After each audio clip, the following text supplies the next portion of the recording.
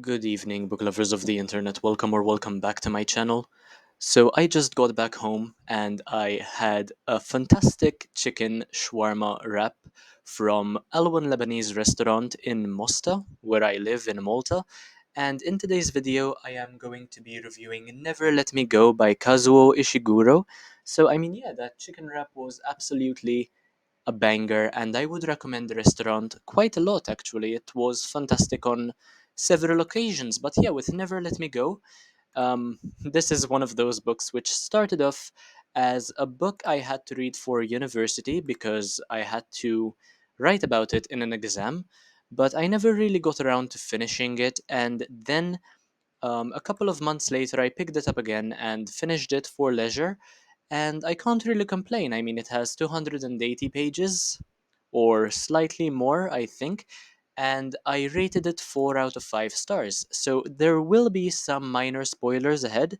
So, there is a movie for this one as well, which I haven't yet watched, but if you don't want any spoilers, make sure to click away, especially if you're interested in reading or watching this one. It's been out for several years, so you've probably either watched or read it already, or you're not particularly interested. But anyway, just a bit of a warning. So yeah, my initial thought about this one was that it works so well as a thought experiment, because if you are in a situation where you can clone a human being, why should a person go through all the trouble of raising and caring for a clone for that person if your intentions are to use him to farm his organs? You're going to kill him eventually anyway, so why should you care about his humanity? And I think there is a lot of validity to the argument Ishiguro made about how art and the soul are connected. I think this makes sense on several levels. And I feel as though art helps to depict the way um, our souls function, and the soul um, helps us create fantastic art. It helps us understand each other better. There are several interpretations to art, and this is what I feel as though makes humanity brilliant and better than other species, perhaps, who do not have this ability of the imagination, creativity, and making art. So I feel as though this one was a fantastic thought experiment, and Ishiguro went about it in a very fantastic way. I was reminded as well of a book I read a few months ago called Tender is the Flesh by Agustina Basterrica. I actually reviewed this one on my channel as well, so if you're interested, make sure to check out that video. And in that book, specifically, humans are used for consumption and their flesh is commercialized. So, instead of using humanity for clones, rather for organs, so people are deemed who are deemed as more important by society could live, humans are basically raised like animals, and they are used for their flesh rather than to save others' lives, basically medically. And I feel as though this segregation also links with how racism can shatter the egos of so many and eliminate a sense of identity, or at the very least, individuality. So while Ishiguro doesn't explicitly speak about um, racist themes, the implications are very heavy, I would say. So, there is also the contrast between the way the clones are perceived by society and how they're still human because of the art they create for a character who is referred to as Madame. And yeah, it is absolutely heart shattering and goes to show which lengths certain people will go to when it comes to putting themselves or their families before others. Which, in a way, I suppose I agree with. Think about it yourselves. If you had the opportunity to save either yourself or a member of your family through a person you don't know anything about, who has no connection with you, who would you prioritize?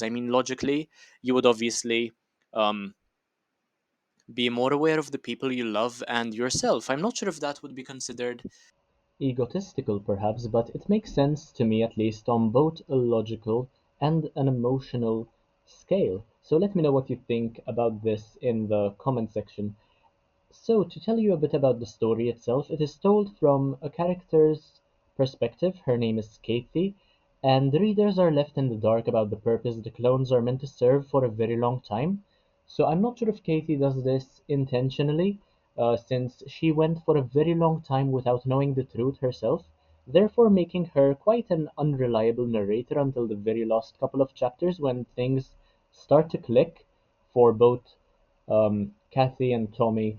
And yeah, even though she's recalling her past, Kathy doesn't answer all our questions straight away, as I mentioned, and she even uses euphemisms to soften the blow when we're not yet told what the entire context is.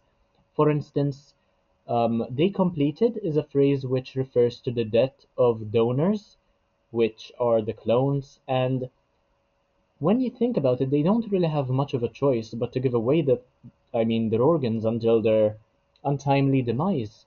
They don't have much of a say in whether their organs are taken away from them or not.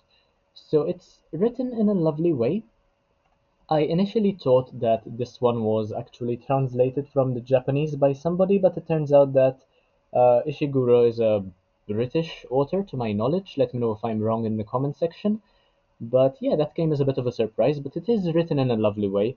And the author even goes as far as to indicate that one of the scientists who came up with the whole cloning process thing even wished to start creating enhanced babies, which reminded me of The Boys by Garth Ennis, where superheroes are constructed from scratch, and yeah, they are genetically modified, and they're trying to find the best sort of solution to make them superheroes through medicine and science, of course. So this is where the whole Hailsham thing became a problem. So Hailsham is the school where the clones are taken care of, and yeah, it became a problem when um, and people stopped supporting the idea because if they're to use organs from a person, that person would have to be regarded as inferior, and having a society of people that's genetically better just wouldn't do. I mean, you would feel bad if you had to kill somebody who you feel is better than you just to survive yourself. I mean, there are a lot of questions which are quite existential, and that is why I think of this book as so thought provoking. It will probably stick with me for a very long time. But yeah, I mean, it's important to ask questions and be curious about your existence. So even if you haven't read this book, I encourage you to think about where you came from, how you've been living your life so far, what sort of truth you've been fed, how much of the truth you try to unravel for yourself, how much of it is influence from others. Let me know how much of an independent thinker you are from a scale of 1 to 10. I'm trying to change that about myself as much as possible, as in I'm trying to become as much of an independent thinker as I can because I don't want to be so easily controlled and manipulated by society, which is one of the many reasons why I think reading is so crucial. And this book, in comparing art with the soul, made me realize how important creativity and the imagination are, and how often certain establishments try to eradicate that completely to remove your humanity so that they can control you and manipulate you more freely. And this is the case with many political books I've read as well, most of which are categorized as dystopian or science fiction. So this was not a five-star read for me simply because Kathy and Tommy's relationship, although developed well, is touched upon relatively peripherally by Kathy, and considering how important the dynamic between the two is, I was hoping that she would be more descriptive of it in a more intimate way.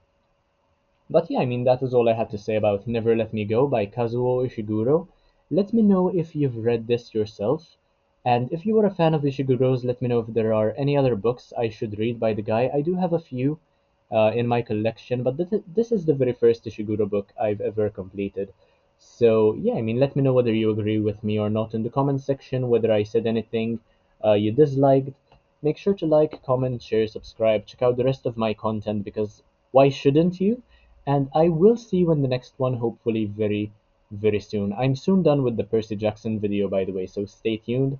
Thanks for watching. Bye, guys.